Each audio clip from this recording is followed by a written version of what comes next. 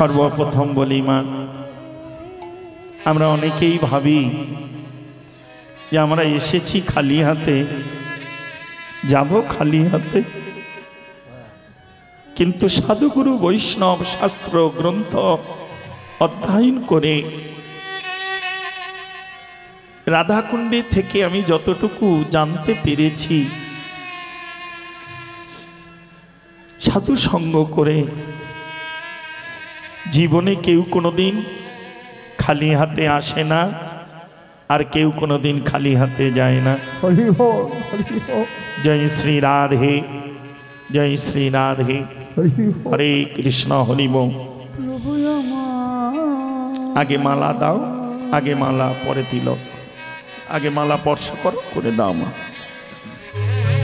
হ্যাঁ, দেখবেন অধিবাসে গায়, আনিয়া বৈষ্ণবগণ দেই মালা চন্দন। তাহলে আগে মালা পরে চন্দন, কিন্তু আমরা অনেক সময় ভুল করে বসি। জয় শ্রী রাধে। হ্যাঁ, আস্তে আস্তে শান্ত। মা চন্দন দাও, এখানে রাখো পাত্রটি। একজনই দিচ্ছ? বাহ, খুব ভালো, খুব ভালো, খুব ভালো মা। আমরা অনেকে ভাবি যে এসেছি খালি হাতে, যাব খালি হাতে। অধিকাংশ সবাই আমরা এটা বলি, মানে মুখস্থ বিদ্যে বলি বটে, তবে এটা তো করি না। মৃত্যুর আগ পর্যন্ত ভাবি আর একটা ইট যদি গিড়ে যেতে পারতাম, সে মন্দিরের হোক আর ঘরের হোক আর সীমানার হোক, তাই না? এটা মনের কথা, কিন্তু মুখের কথাটা কি হবে? এসেছি খালি হাতে, যাব খালি হাতে। লক্ষ্য করো মা, কৃষ্ণ কোথাও নেই, কৃষ্ণ কথাই। কারণ এই হরিনামে সেই হরিনামে। তার প্রহ্লাদ, আহা, তার প্রমাণ অনেক ভক্ত জীবনে আছে। নাম করে সত্য যুগে ভক্ত প্রহ্লাদ ভগবানকে নামিয়ে এনে তার পিতাকে দর্শন করিয়েছিলেন। যদিও শাস্ত্রে লিখে গেছে সত্যে ধ্যায়তে বিষ্ণু, সত্য যুগে ভগবানকে পেতে গেলে তাকে ধ্যান করতে হতো, যুগ যুগ ধ্যানাতীত হতে হতো। রাধে রাধে। কিন্তু সত্য যুগেই প্রহ্লাদ নাম করেই নামীকে নামিয়ে এনে পিতাকে দর্শন করিয়েছিলেন।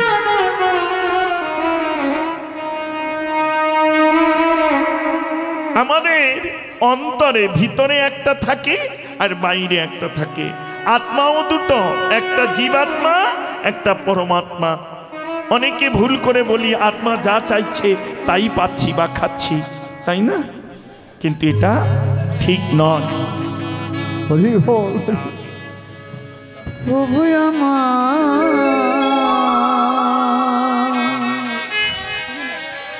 হরি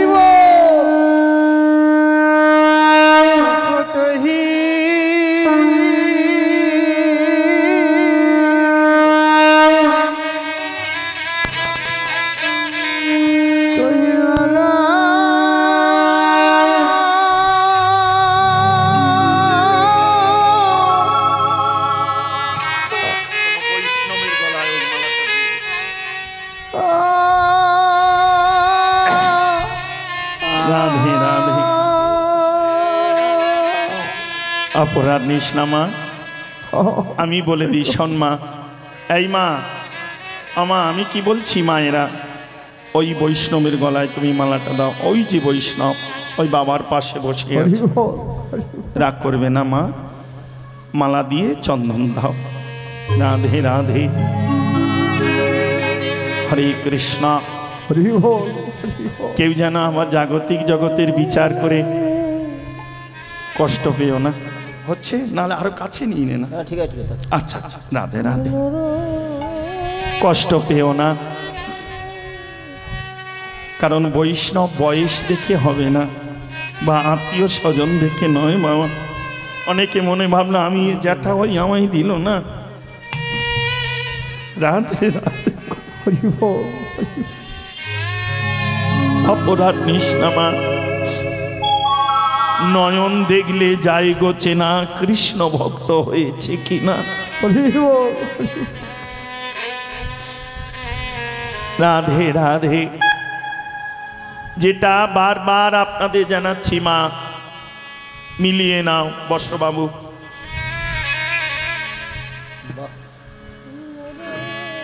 এসেছি খালি হাতে, যাব খালি হাতে। শাস্ত্র গ্রন্থ এই সাধু সঙ্গ বলল না গো, কেউ জীবনে খালি হাতে আসে না, আর কেউ খালি হাতে যায় না। তাহলে নিয়ে কি আসি? প্রথমে আস্বাদন করি। জগতে আমি এসেছি, নিয়ে কি এসেছি? বৈষ্ণবগণ বিচার করে বললেন, তুমি নিয়ে এসেছ তোমার ভাগ্য। এ কেমন কথা? শূন্য কর বলল, তুমি শূন্য দেখছ, কিন্তু এর হস্তরেখা যিনি বিচার করে সে তোমার লক্ষণ বলে দিতে পারে, কারণ তোমার ভাগ্যেই তা আছে বাবা। হরি বল। হরি বল। এবার তুমি একটু কর্ম করে এগিয়ে গেলেই সেই ফল তোমার অনিবার্য প্রাপ্তি হবেই হবে।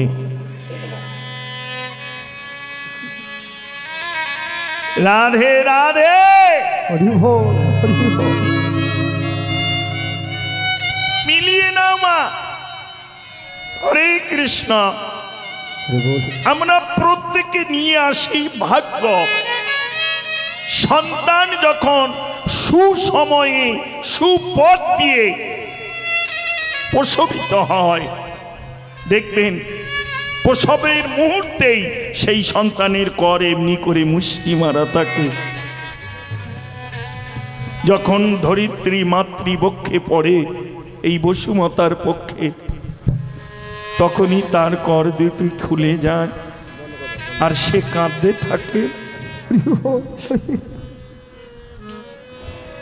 কিন্তু আমরা তার কথা কেউ বুঝি না।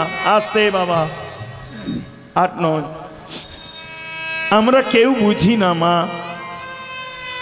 ওই জন্য জ্ঞানীজন বলে, যেদিন এসেছিলাম ভবে কেঁদেছিলাম আমি একা, হেসেছিল সবে।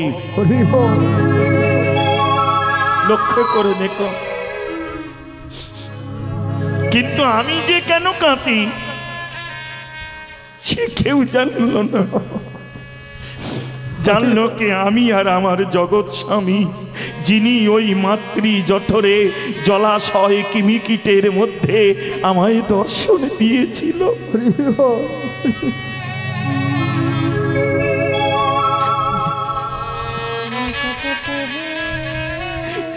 যিনি দিবারাত্র আমায় রক্ষা করেছিল।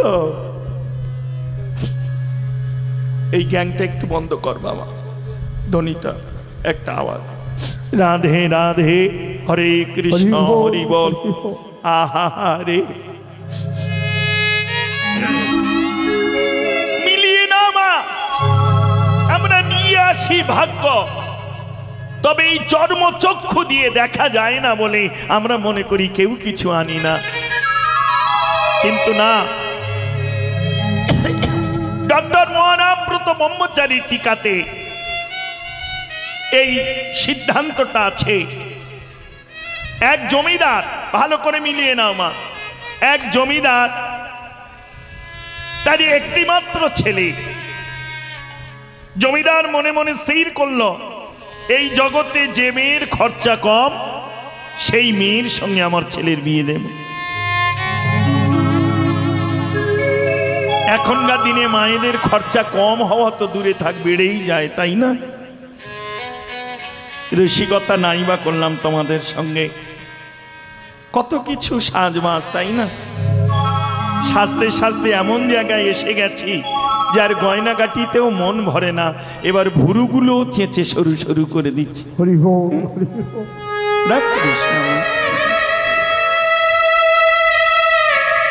না জানি কিসে আনন্দ, কিন্তু যেটাই আনন্দ সেটাই দুঃখের কারণ। যেটা ভাবো তুমি সুখ দেবে সেটাই তোমাকে কষ্ট দেবে বাবা। যাই হোক, রাধে রাধে। এই জগতে সেই মেয়ের খরচা কম যে গোবিন্দ চরণ সার করেছে গো। দেখবে মা, তার অত সাজের বাহার থাকে না। বাহার মানে কি, সময় থাকে না। ভোরে স্নান করে উঠে গোবিন্দকে জাগিয়ে তার ভোগ নিবেদন করা বা মুখপ্রক্ষলন করে ভোগ নিবেদন করা। ভোরের সেবা হলো মাখন মিশ্রি। ঠাকুরে সূর্য ওঠার আগে, অনেক আগে, আসতে বাবা ছোট ছোট করে, এখানে এত বসলে হবে না। একজন উনি তো আমার লোক, তোরা যত বসবি তত কথা হবে। রাধে রাধে। তারপর ভগবানের জন্যে স্নান করানো, শৃঙ্গার করানো, মানে পোশাক, এগুলোকে শৃঙ্গার বলে মা, করানো। তার জন্যে ভোগ রন্ধন করা, কত কিছু কর্ম। এই সব করতে করতে দেখবে তার সাজার, এমনকি চুল বাঁধারও সময়।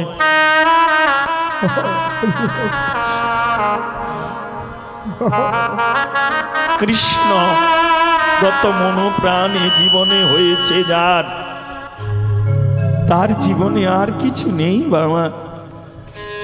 থাকতে গেলে একটাই জিনিস আছে, এই নয়নের ধারা দিনে আর কিছু নাই দেওয়ার তার।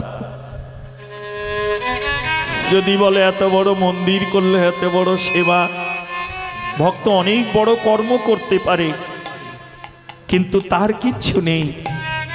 ভগবান তাকে দিয়ে ভক্তের দ্বার থেকে মাদুকরি করিয়ে নিয়ে তিনি এই সব আয়োজন করে নেয় বাবা।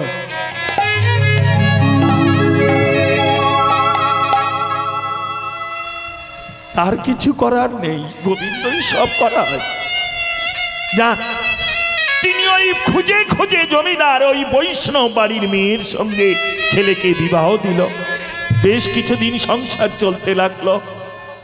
এ বাল্যকাল থেকে বাবা মায়ের কাছে যা শিখেছে, যে আচরণ সে করেছে, যে সেবা গোবিন্দের করে এসেছে, জমিদার বাড়িতে যে ছোট্ট মন্দির আছে সেই মন্দিরে এই আচরণ নিয়ে পড়ে থাকে আর গোবিন্দের কাছে কাঁদে। গোবিন্দ, কি আমার কোন পরীক্ষায় তুমি ফেললে গো? যে কৃষ্ণ প্রেমের উৎপত্তি পিতামাতার চরণ থেকে হয়, সেই কৃষ্ণ প্রেম বুকে নিয়ে সারা জীবন তোমার সেবা করে যৌবন রসে তুমি আমার কোন ঘরে বাস দিলে গো? যারা অহংকার আভিজাত্য অভিমানে মেতে থাকে, সাধুগুরু বৈষ্ণবকে যারা দিনহীন কাঙাল ভাবে, ছোট নিচু ভাবে, তুমি সেই ঘরে আমার বসতি দিলে। গোবিন্দ, তুমি আমায় পথ দেখাও। এই কান্না ওই বৌমাটি নিত্য, শুধু আমি নয়, আমি যে বংশে এসেছি এই বংশকেও তুমি উদ্ধার করবে প্রভু।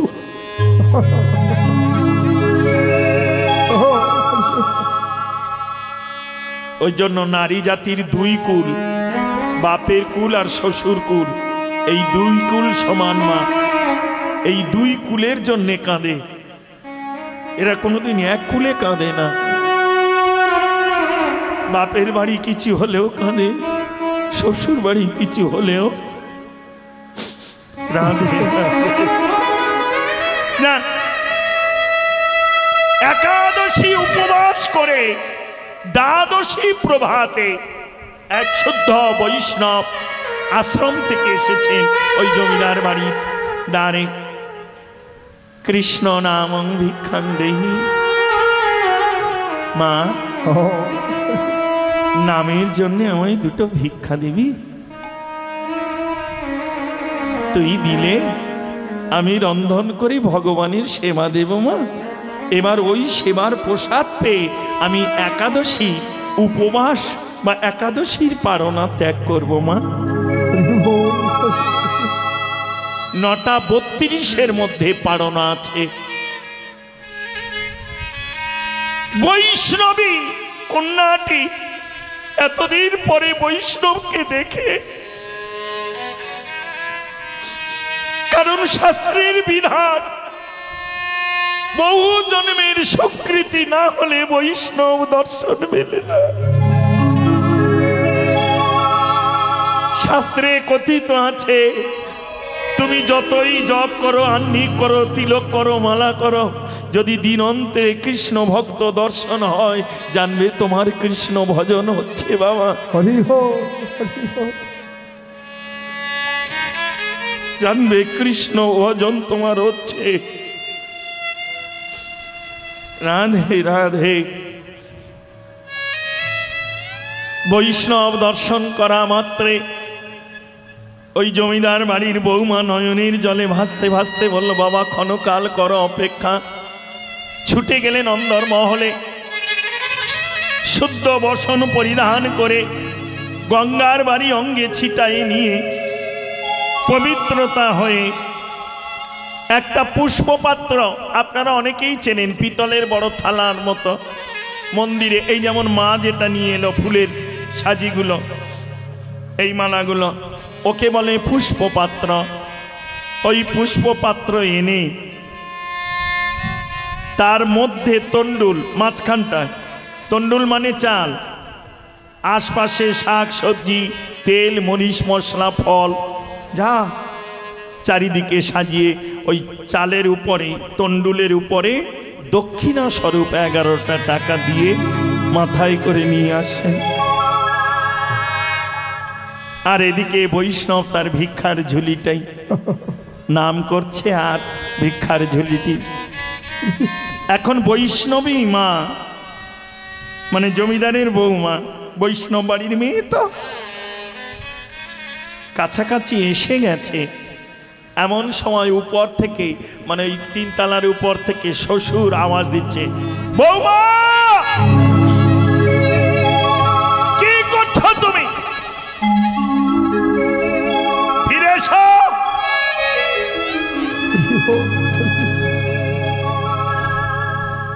আমি গুরুজন,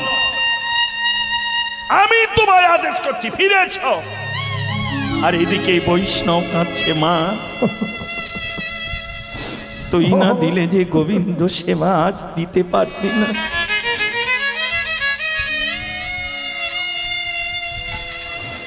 মেয়েটা যাবে কোন দিকে গো? সম্মুখে বৈষ্ণব, উপরে গুরুজন, তাই আর কোনো দিকে না যেতে পেরে নয়নের জলে বক্ষ ভাসাতে লাগলেন। বৈষ্ণব বলল, মা কাঁদছিস কেন, কি হয়েছে তোর? মেয়েটি একটা কথা বলল, বাবা হে বৈষ্ণব চূড়ামণি, এরা যা খায় পুরানো খায়, নতুনের আমদানি নয়। বৈষ্ণব আনন্দিত হয়ে দুটি বাহু উত্তোলন করে বলল, মা আমি আশীর্বাদ করে যাচ্ছি, যতদিন থাক ততদিন খাক। নাম করতে করতে চলে গেল। এখন জমিদার তো বড় কৃপণ, সে কিন্তু এই বাক্যের অর্থ বুঝতে পারল না। চিন্তা করলো, তাই তো কত ভিখারি, কত কাঙাল, কতবার ফিরিয়ে দিয়েছি, গালাগালি করে বংশ ধরে উদ্ধার করে দিয়ে চলে যায়, হ্যাঁ কতবার কত কিছু, কিন্তু এ কেমন মানুষ?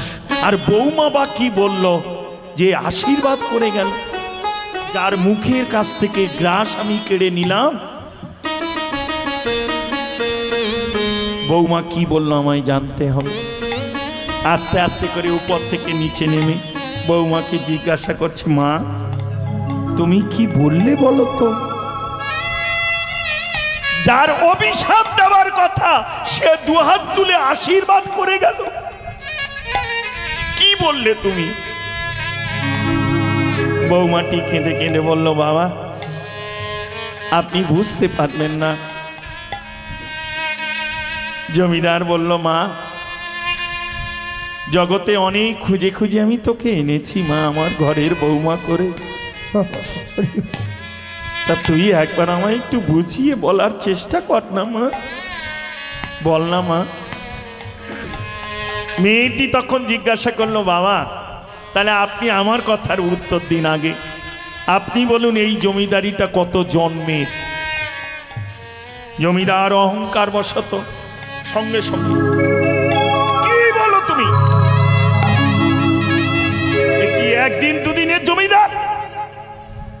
আমরা 7 পুরুষ ধরে জমিদার।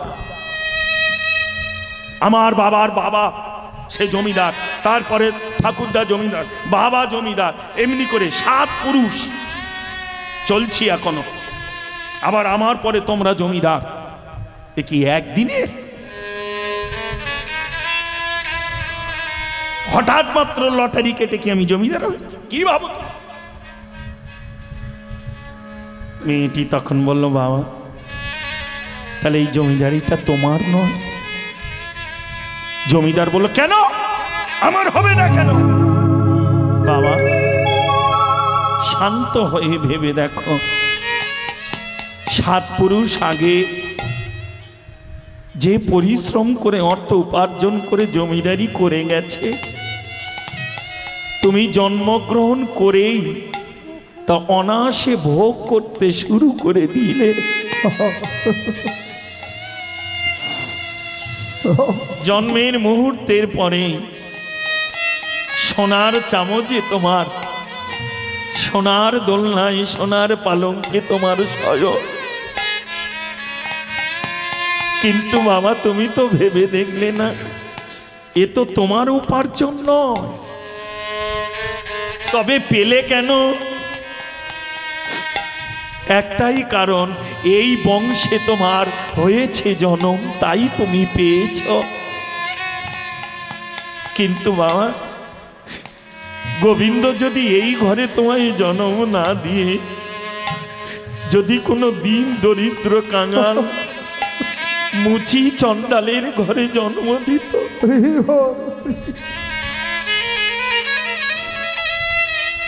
জমিদার চমকে গেল। তা তো ঠিক মা। শোনো বাবা, নিশ্চয়ই তুমি পূর্ব জন্মে কিছু কর্ম করেছিলে, তাই কর্ম অনুসারে এ জন্মে তোমার এই কুলে জন্ম হয়েছে। এই জমিদারি বংশে তোমায় বাস দিয়েছে।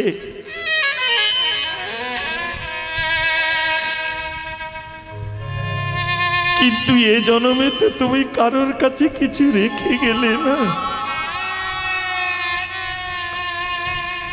কোন সাধুগুরু, কৃষ্ণ ভক্ত, বৈষ্ণব, দেব দেবী কারোর তুমি সেবা করলে না।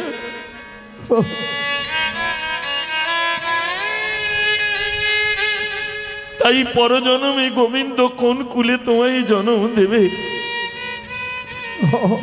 জমিদার তখন বুঝতে পেরেছে, মা তাহলে নিয়ে এসেছিলাম আমি ভাগ্য। হ্যাঁ বাবা, আর মা আমি নিয়ে কি যাব? কারণ 7 পুরুষ ধরে যে জমিদার, তারা তো কেউ কিছু নিয়ে যেতে পারেনি, সব তো রেখে গেছে। তাহলে আমি নিয়ে কি যাব? ছোট্ট মেয়েটি কেঁদে কেঁদে বলল, জানো বাবা, বাল্যকাল থেকে ভাগবত আস্বাদন করে, পিতামাতার সঙ্গ করে, সাধুগুরু বৈষ্ণবের কৃপা পেয়ে যেটুকু জেনেছি তাই আপনাকে জানাচ্ছি। গীতায়ও তাই আছে, নিয়ে আসে ভাগ্য, আর ভাগ্যকে নিয়ে খেলে খেলে অবশেষে যখন চলে যাওয়ার বেলা হয়, সে নিয়ে যায় তার কর্ম।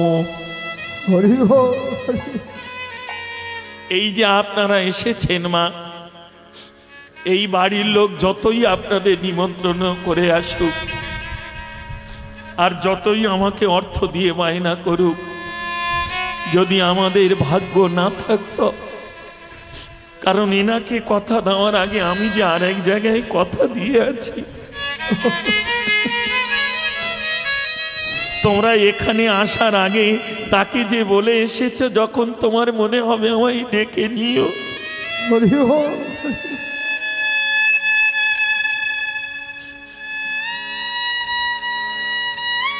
নিয়ে তোমায় যেতে হবে বাবা। স্বামী স্ত্রী সম্পর্ক কত দূর যায়, ঘরের চৌকাঠ পর্যন্ত। ভাবি এই আমার জীবনের সব, কিন্তু যেদিন আপনি মারা যাবেন, আপনার দেহটা যখন কেউ নিয়ে যাবে, তখন আপনার সহধর্মিনী অর্ধাঙ্গিনী স্ত্রী যাই হোক, সে ওই ঘরের চৌকাঠে বসে কাঁদবে, তার যাওয়ারও অধিকার থাকবে না। স্বামী স্ত্রী সম্পর্ক ওই পর্যন্ত শেষ। পাড়া প্রতিবেশী আত্মীয় স্বজন আনন্দ করে স্কন্ধে নিয়ে শ্মশান পর্যন্ত পৌঁছে দেবে, তারা হরি বলবে, কিন্তু তোমার বলা হবে না। আবার তারা হরিনাম করে যাবে, আবার হরি বলতে বলতে ফিরে আসবে। কেন জানো? তারাও দেখে আসবে জীবনের শেষ ঠিকানাটা কোন জায়গায়। হরি হরি হরি।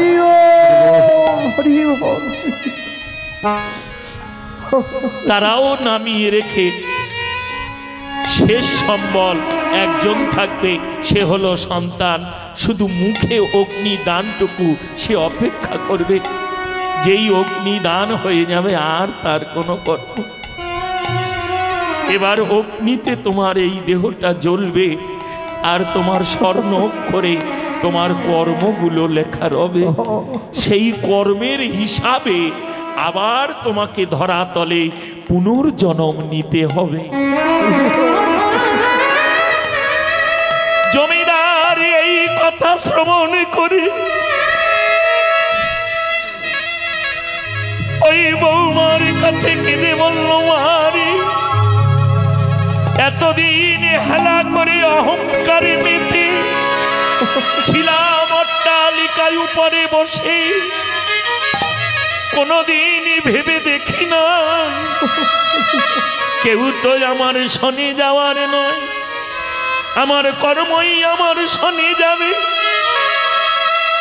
আর কর্মকে যারা অনুসরণ করবে তারাই বসে কাঁদবে। এই জন্য শাস্ত্রে আছে, মহাজন যেন গতস্য পন্থা। মহাজনগণের পথকে অনুসরণ করার নাম ধর্ম। আজ আমি বুঝেছি মা, তাহলে অট্টালিকায় উপরে আর আমি বসবো না। এবার ওই যে পথে বৈষ্ণব গেছে চলে, ওই পথের পাশে একটা আমার আসন দে, আমি ওইখানে বসে রব।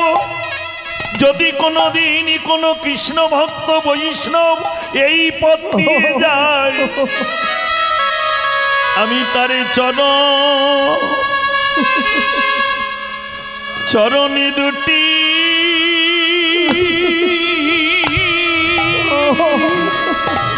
চরণে দুটি জড়ায়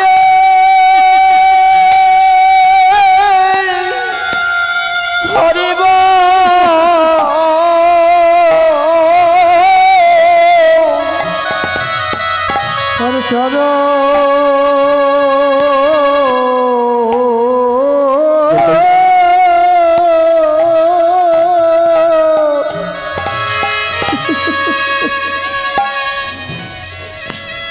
চরণ দুটি জড়ায়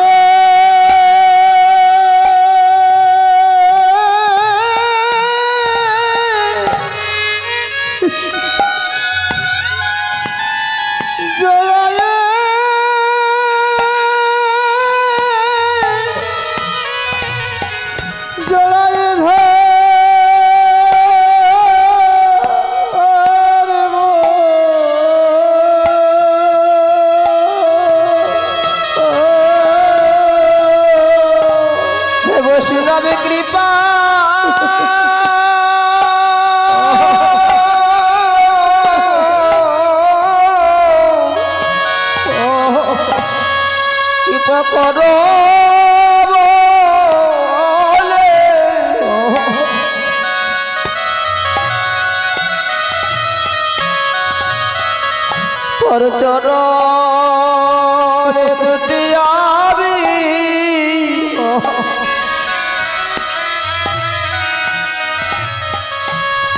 আমি জনায়ে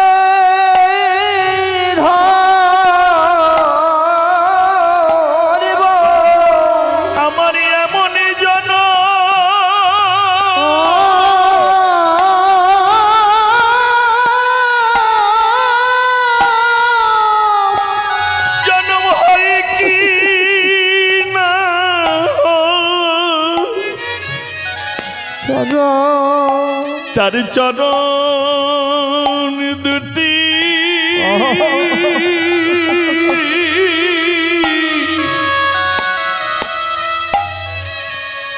জড়ায়ে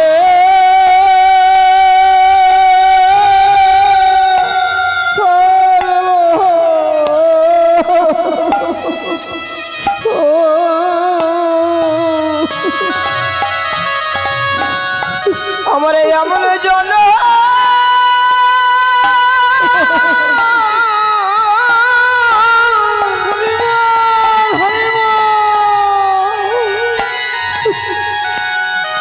এমন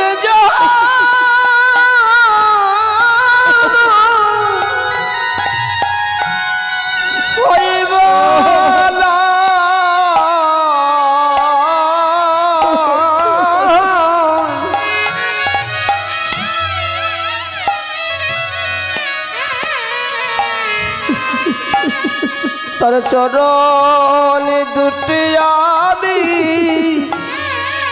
জড়ায়ে ধরব এমন জন হইব না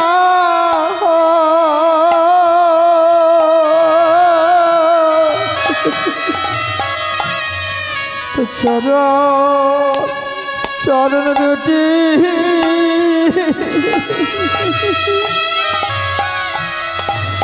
দুটি জড়ায়ে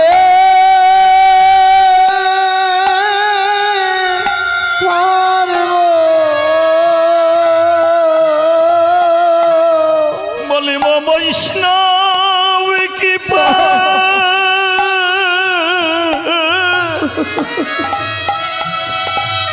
কৃপা করে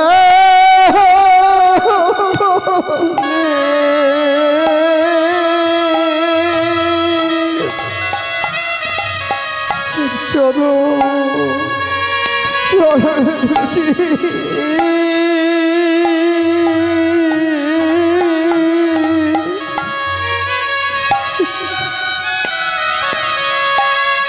দুটি জড়ায়ে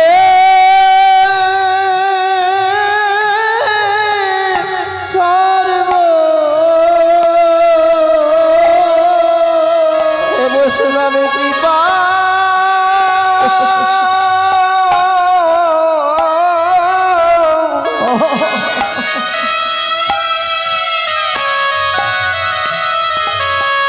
কৃপা কর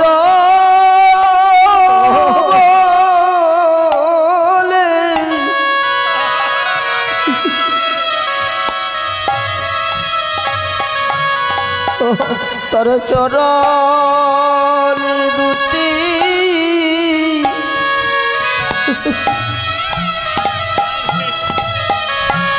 আমি জড়ায়ে ধরব বৈষ্ণব কৃপা করে বলে আর চরণ দুটি জড়ায়ে ধরব আমার এমন জন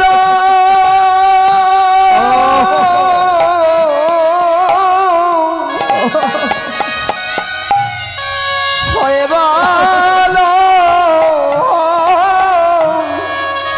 তোর চরণ দুটি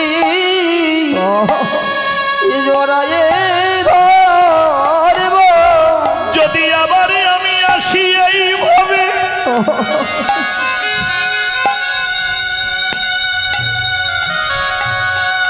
যদি আবার আসি আমি এই ভাবের মাঝে তোর চরণ দুটি দুটি জড়ায়ে ধরব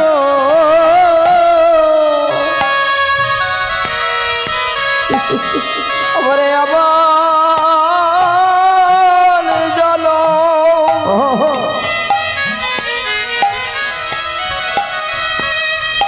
জল হয়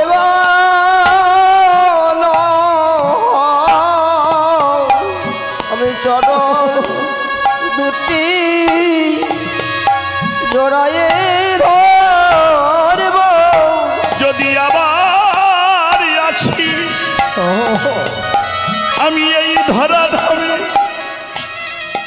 বৈষ্ণবে আশীর্বাদ করো মরে,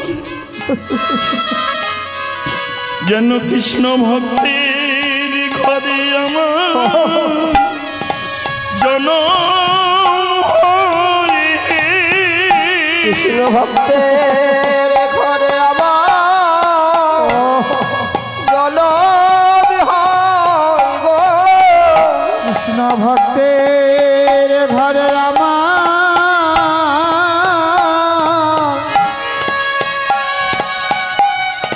জনম হয় গো। আমি আর তো কিছু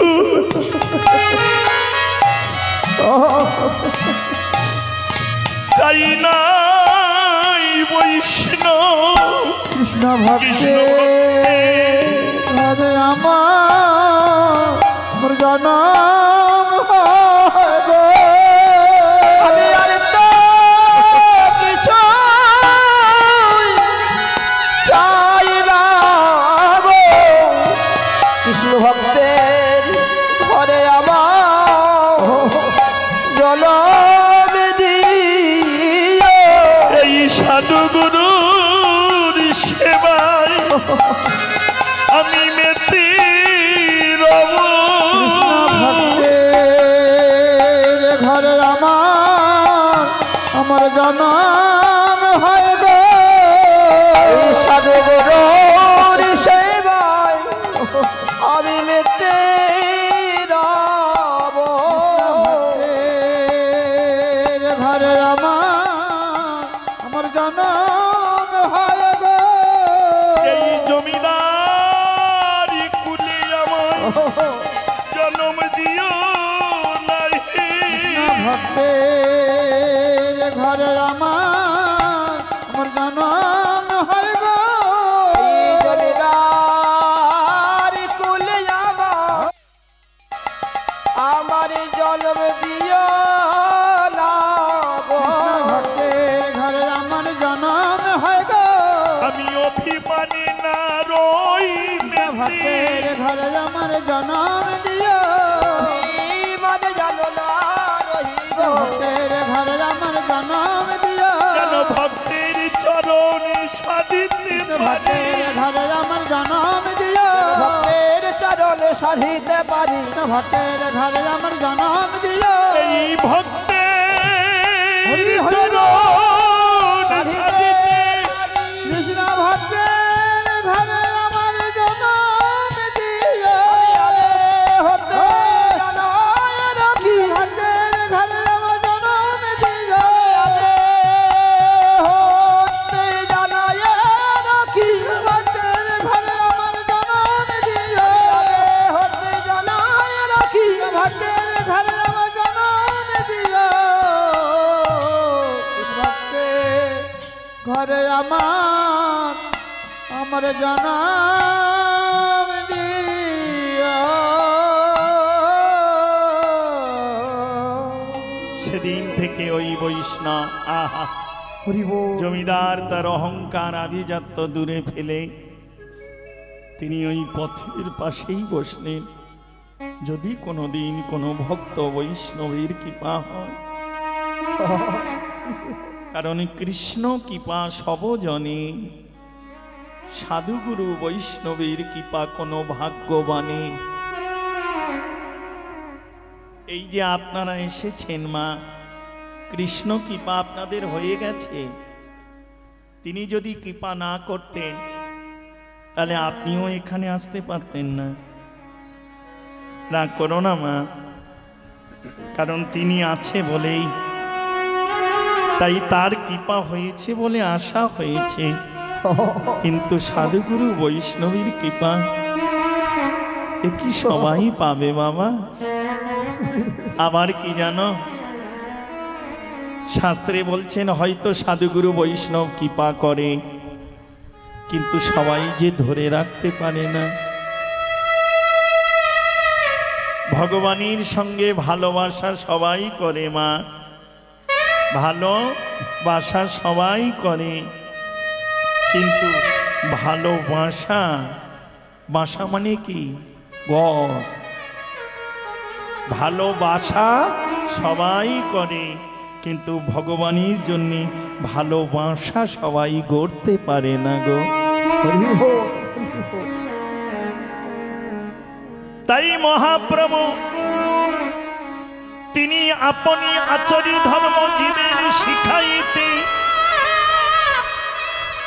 মান অভিমান হতে নিজেকে নামায়ে নিলেন।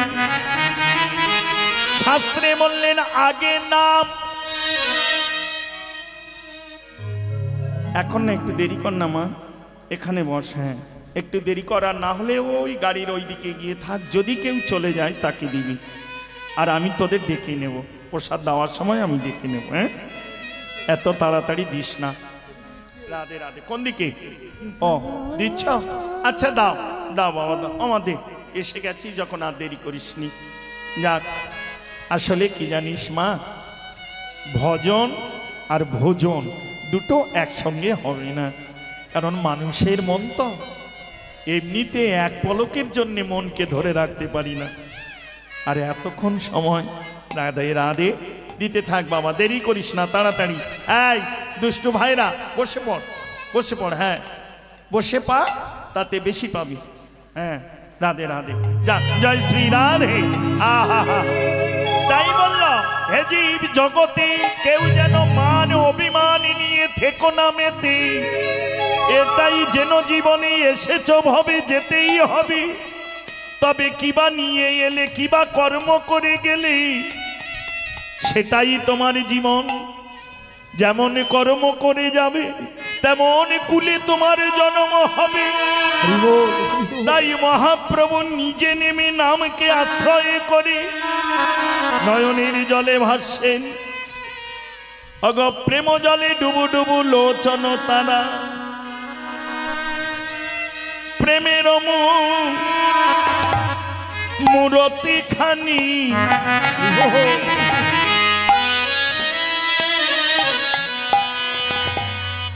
প্রভু রসে ডর ডর রে।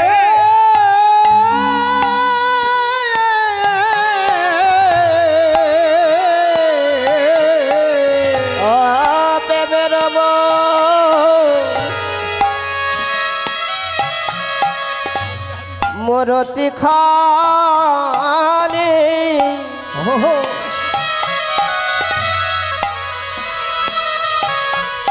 কমলে রসে ডর ডর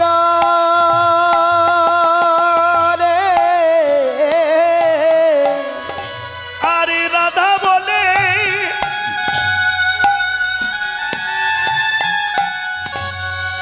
কাঁদে প্রভু,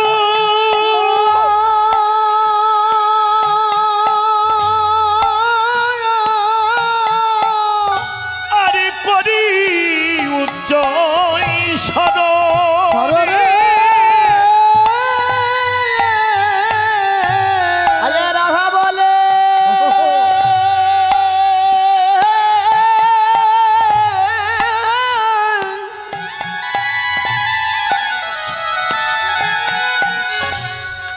কাঁদে প্রভু,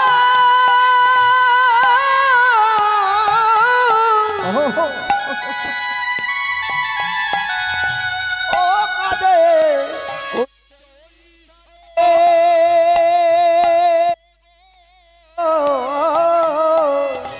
আরে রাধা বলে আরে কাঁদে প্রভু, করি উচ্চ ঈশ্বর রে। আরে রাধা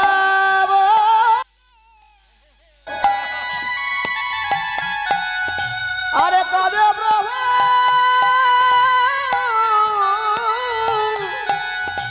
ও করি উচ্চ ঈশ্বর গো। ভাব বোঝা তো গেল না, আমি বোঝাতে গেল না, ভাব বোঝা তো গেল না, ভাবে বোঝাতে গেল না। কৃষ্ণ নাম ছেড়ে প্রভু ভাবে বোঝাতে গেল না। আরে কৃষ্ণ নাম ছেড়ে প্রভু ভাব বোঝা তো গেল না। বলে রাধা বলে উচ্চ ঈশ্বরে কাঁদে, বোঝা গেল না। রাধা বলে কাঁদে উচ্চ ঈশ্বরে ভাবে বোঝা তো গেল না। রাধা বলে কাঁদে উচ্চ ঈশ্বরে বোঝা তো গেল না। রাধা বলে কাঁদে উচ্চ ঈশ্বরে ভাব বোঝা তো গেল না। বুঝিব কেন বা, কেন বা, আরে বুঝিব কেন বা, বুঝব কেন বা, তিনি কৃপা করে না বোঝালে, বুঝব কেন না, তিনি কৃপা করে না বুঝালে ভাব বুঝিব কেন বা, কৃপা করে না বোঝালে ভাব বুঝিব, তিনি কৃপা করে না বোঝালে ভাব বোঝা তো গেল না। কৃপা করে না বোঝালে, বোঝা তো গেল না। কৃপা করে না বোঝালে ভাব বোঝা তো গেল না। আমার পতির পাবন গৌরী হরি, গেল না। পতির পাবন গৌরের একবারই বদন হরি হরি বলো, বোঝা তো গেল না। বদনে ভরে হরি বলো, বোঝা তো গেল না। বদনে ভরে হরি বলো, বোঝা তো গেল না। ভরে হরি বলো, বোঝা তো গেল না। ভরে হরি বলো, বোঝা তো গেল না। আরে বোঝা তো গেল না।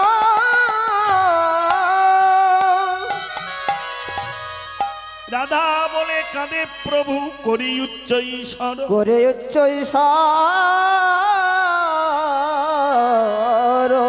হরি বল, রাধে রাধে। এই ভাব রাধে রাধে রে। ভালো করে ধরিস না, আবার জলটা যেখানে সেখানে ফেলিস না, মারাবে। সব দিকেই অপরাধ আছে রে মা। ওই জন্য বললো নাম অপরাধ 32 প্রকার, সেবা অপরাধ 64 প্রকার। বসে পড়ো বাবা, তাই না? এই যে মহাপ্রভুর সেবা আপনারা পাচ্ছেন, এতেও অপরাধ হয়ে যাচ্ছে, তাই না? কেউ পেয়ে এখানে ওখানে মুছে নিচ্ছেন, কেউ পেয়ে ধুয়ে এমন জায়গায় ফেলছেন, আরেকজন পদদলিত করছে। ওই জন্য এগুলো যাই হোক না, কিছু তো করার নেই। যদা দেশে যদাচার, কাঁচা খুলে নদী পার। এটা আশ্রম মঠ হলে এসব জিনিস হবে না, তাই না? যাক বাবা, আমিও এসেছি, তবে কি এই জন্য সাধু সঙ্গের প্রয়োজন, তীর্থ ভ্রমণের প্রয়োজন, না হলে আমাদের জীবনের গঠন হবে না, আমাদের গঠন হবে না। রাগ করো না বাবা। রাধে রাধে মা, হরে কৃষ্ণ হরি বল। আহা হা, আবার ঠাকমা আঁচলে করে বেঁধে নিয়ে একদম গাঁটিতে গুঁজে রেখেছে। হ্যাঁ, কেউ পিঠের চালের চাবির মতো ঝুলিয়ে রেখেছে। শালা বাড়ি গিয়ে খাবো, তা আবার যা হয় হবে। নে মা, রাধে রাধে। হ্যাঁ, হরে কৃষ্ণ হরি বল। হ্যাঁ হ্যাঁ, রাধে রাধে। কোনো ভয় নেই, প্রসাদ আছে, আবার এদিকে অন্য প্রসাদও হচ্ছে, তাই তো নাকি গো? হ্যাঁ, খুব ভালো লাগলো। রাধে রাধে মা, হরে কৃষ্ণ। তবে প্রসাদ পেয়ে যেন ফাঁকি দিস না। প্রসাদ পেলে কিছু দিতে হয়, বলতো কি? হ্যাঁ, পয়সা দিতে হয়? কি দিতে? হরে কৃষ্ণ হরে নাম, দূর পাগল। হরে কৃষ্ণ হরে নাম তোর জন্য তুই করবি, তুই ওদের জন্য করতে যাবি। প্রসাদ পেলে গোবিন্দের কাছে কাঁদতে হয়, যে গৃহেই প্রসাদ হয়েছে সে গৃহে তুমি যেন সর্বদাই থেকো প্রভু। আমরা নীতি নীতি আসবো, এমনি করে প্রসাদ পাবো, আনন্দ প্রেম সাগরে ভেসে যাব। তুমি কৃপা করো করুণাময়, তুমি ওকে কৃপা করো। রাধে রাধে। আমাদের তো দাওয়ার কিছু নেই, সে হয়তো অনেক ভিক্ষা করে অনেক কিছু করে আয়োজন করেছে, কিন্তু সেই শক্তি সামর্থ্য হয়তো আমার নেই। তাই আমি প্রসাদ পেয়ে এইটুকু গোবিন্দের কাছে করব, এর যেন কৃষ্ণ পদে মতি হয়, এ যেন এমনি করে সকল ভক্তকে প্রসাদ। রাধে রাধে মা, এইটুকু করুণা আশীর্বাদ তাকে করতে হয়, আর এইটুকু করুণা কৃপা নিয়ে সে অনায়াসে তার বংশকে উদ্ধার করে নিয়ে চলে যেতে পারে। শাস্ত্রে আছে, কৃষ্ণ রুষ্ট হলে গুরু, রাখিবারে পারে, কিন্তু সাধুগুরু রুষ্ট হলে কৃষ্ণ রাখিবারে না রে। এই যে সাধুগুরু বৈষ্ণবের যে কৃপা বল, এই যার ভিতরে একবার এসে গেছে কৃষ্ণ তার দাস হতে হয়। ভগবান তো অনেক রাধে রাধে মা, হরে কৃষ্ণ হরি বল। যাক, জয় শ্রী রাধে। কাঁদে উচ্চ ঈশ্বরে এহেন ভাবে দেখে রসিক প্রিয় ভক্ত যারা, তারা ছুটে এসে বলল, প্রভু গো, নীতি প্রতিদিন তোমার ওচাদে বদনে আমরা কৃষ্ণ নামে হই আত্মহারা, আত্মহারা। সেই নাম ফেলে দূরে তুমি কাঁদো আজ রাধা বলে। বলো না এই রাধা কি সেই রাধা? এই রাধা কি সেই রাধা? এই রাধা কি সেই রাধা? কৃপা করি বলো প্রভু, রাধা কি সেই রাধা? তবে কৃপা করে বলো প্রভু, এই রাধা কি সেই রাধা? বলো প্রভু, এই রাধা কি সেই রাধা? মানে ব্রজরসে ছিলে বাধা, রাধা কি সেই রাধা? ব্রজরসে ছিলে বাধা, এই রাধা কি সেই রাধা? ব্রজরসে ছিলে বাধা, বলে এই রাধা কি সেই রাধা? বলে ব্রজরস ছিলে বাধা, এই রাধা কি সেই রাধা? একবার বলো বলো গৌর হরি, রাধা কি সেই রাধা? বলো গৌর হরি, রাধা কি সেই রাধা? এই রাধা কি সেই রাধা? রাধা কি সেই রাধা?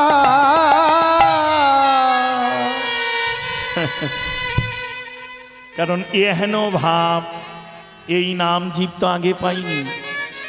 মহাপ্রভু জীবের দ্বারে বিলিয়েছেন মহামন্ত্র নাম, তাই না? হরের নাম হরের নাম হরের নামৈব কেবলম, কলৌ নাস্তেব নাস্তেব নাস্তেব গতি অন্যথা। কলিযুগে তো নাম ছাড়া জীবের গতি নেই। রাধে রাধে মাইরা, নাম করছো, কিন্তু মা নাম করলেও কিচ্ছু হবে না। জীবনে যদি নামতে না পারো, তাহলে নাম তোমার বিফলে গেল, শুধু অভ্যাস হলো। যে ছেলের পড়ায় মন থাকে না, সে বছর বছর স্কুলে রাখলে কি হবে? ফেলই করবে। ঠিক তেমনি বাবা, আমরা অনবরত নাম বলি বটে, কিন্তু জীবনের নামতে শিখলাম না। শাস্ত্রে আছে, মানুষের দাও মান, মানুষই ভগবান। তবে সেই মানুষ আমরা নই বাবা। হরে কৃষ্ণ মা, রাধে রাধে, হরি বল। এখনো জগতে অনেক মানুষ আছে, তার মধ্যে দুজন মানুষ ঠিক আছে বলে জগৎটা কিছুটা হলেও ঠিক আছে বাবা। প্রথম মানুষ হলো প্রথম মানুষ হলো সাধক সাধিকা, যারা জীবনে সকল সুখ ঐশ্বর্য যা কিছু সব ত্যাগ করে জগৎ মঙ্গলের জন্য গোবিন্দের কাছে দিবারাত্র বসে বসে কাঁদছে। কেউ বা অরণ্যে, কেউ বা পর্বতে, কেউ বা কোনো স্থানে, কে কোন স্থানে জগৎপতির চরণে, হে গোবিন্দ, জগৎকে তুমি কল্যাণ করো, মুক্তি দাও, সবাইকে ভালো রাখো প্রভু। প্রকৃত যে সাধু হবে মা, যে ভক্ত হবে, সে কোনোদিন একার জন্যে কাঁদবে না। লক্ষ্য করো মা, সে জগতের সকল মঙ্গল কামনা চাইবে, শুধু আমাদের জন্য নয়, সকল জীবের মঙ্গল কামনা। তাহলে একজন গেল, এই দ্বিতীয় জন গেলেন ওই সাধুরও মতোই, তবে তারা একটু বহিরঙ্গ সেজেছে, সাধু বহিরঙ্গ সাজেনি। তারা কারা? তারা হলো মিলিটারি যারা, তারাও দেহের সকল সুখ আনন্দ সকল কিছু ত্যাগ করে দিন রাত পড়ে আছে। কেউ পাহাড় পর্বতে বরফের মধ্যে, কাকে রক্ষার জন্য? এই ভারত মাতাকে রক্ষা করার জন্য। কখন কোথা থেকে একটা এসে তার বক্ষ বিদ্ধ করে চলে যাবে সে নিজেও জানে না। রাগ করো না মা, এই দুজন মানুষ আছে বলে যতটুকু সুখ শান্তি আমরা ঘরে আছি, না হলে যাক জয় শ্রী রাধে। তাই পারলে মা এদের কিছু দিতে পারি আর না পারি, অন্তত অন্তর থেকে তাদেরকে শ্রদ্ধা বা সম্মানটুকু তো করতে পারি। নিতাই গৌর হরি হরি বল, হরি বল, হরি বল। রাধে রাধে মা।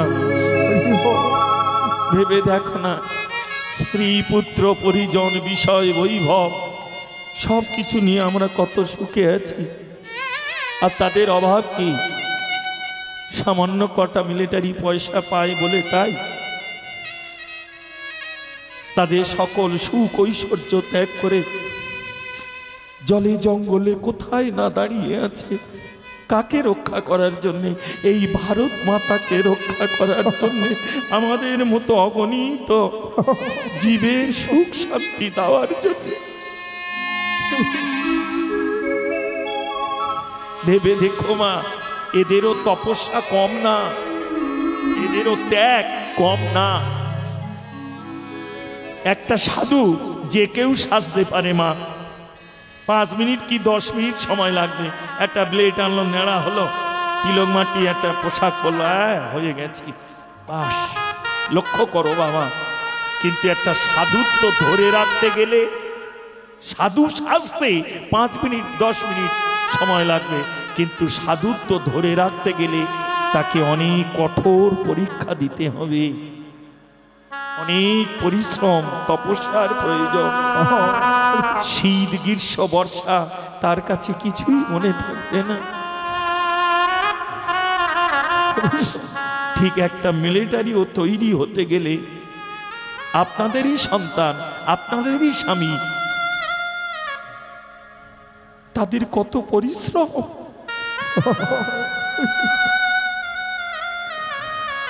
কত ত্যাগ। রাধে রাধে। যেমন নবদ্বীপে অগণিত ভক্ত পাওয়া গেছে, কিন্তু বৈষ্ণব মাত্র 3.5 জন, এর বেশি পাওয়া যায়নি মা। রায় রামানন্দ, স্বরূপ দামোদর, শিখি মাইতি, আর শিখি মাইতির বোন মাধবী দেবীকে নারী বলে অর্ধেক দান করেছে। তেমনি মহাপ্রভু নিগুড় ভক্ত যারা, তারা ছুটে এসে মহাপ্রভুর কাছে বললেন, প্রভু যে নাম তোমার বদন ছাড়া হয় নাই কখন, সেই নাম ত্যাগ করি তুমি রাধা নাম জপ কেন? তবে এই কি সেই রাধা যার চরণে তুমি আছো বাঁধা? তবে কি তুমি সেই? মহাপ্রভু নয়ন জলে ভাসতে ভাসতে বললো, এ জীবনে সবারই কৃপা পেলাম, কিন্তু আমার রাধারে কৃপা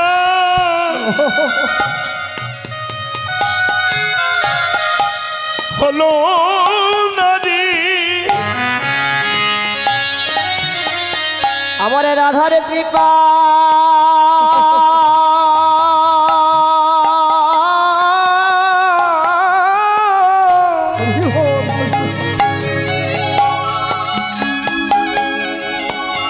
কৃপা হলো না রে,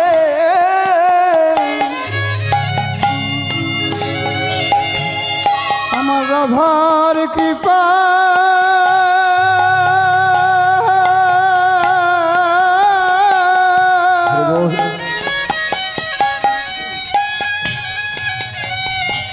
কৃপা হলো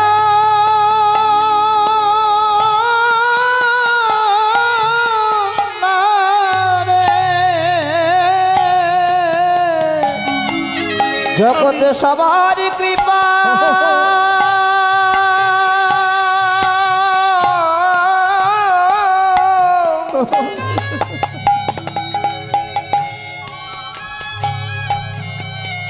কৃপা হলো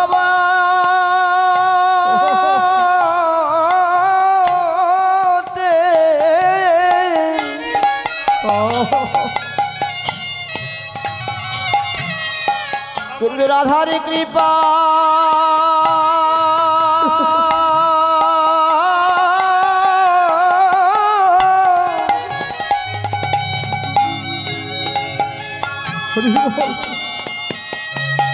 আবার হলো না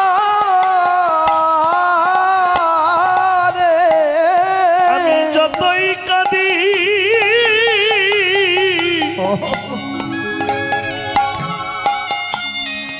রাধা বলে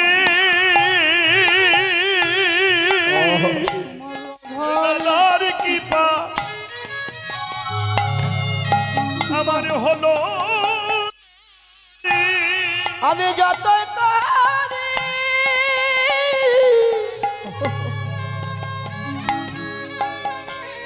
যতই কাঁদি রাধা বলে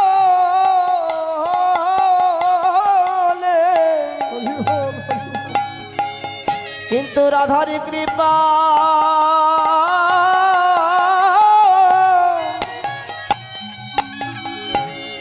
কৃপা হলো না রে। তাই প্রভু নয়নের জলে ভাসিতে ভাসিতে ভক্তের অন্তরের ভাব বুঝিতে পেরে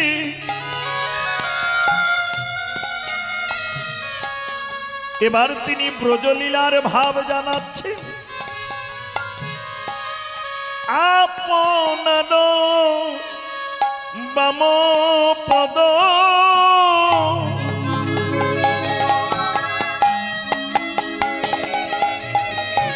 ধরি আপনি সাধে আপনার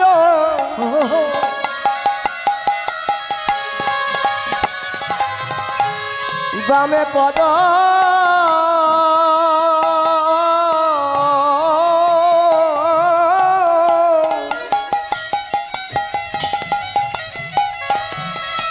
ধরে আপনি সাধে বারে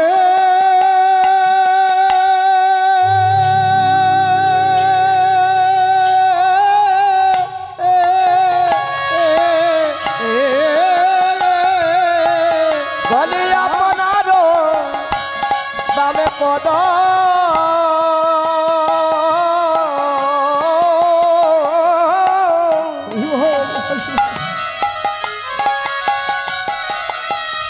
ধরিয়া আপনি সাধে মনে দয়া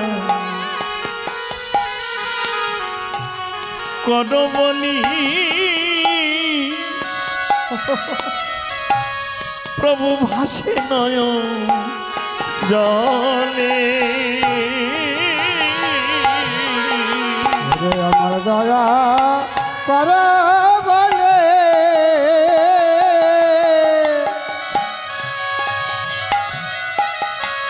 ভাসে নয়ন জলে ক্ষমা কররা আমার ক্ষমা কররা ক্ষমা কররা আমার ক্ষমা কররা ক্ষমা কররা আমি বড় রাধি রাধি ক্ষমা কররা ক্ষমা কররা আমি বড়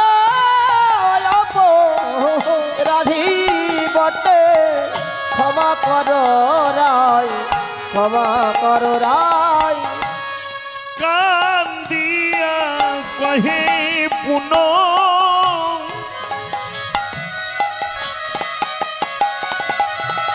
প্রভু আমার ধিক মর বুদ্ধি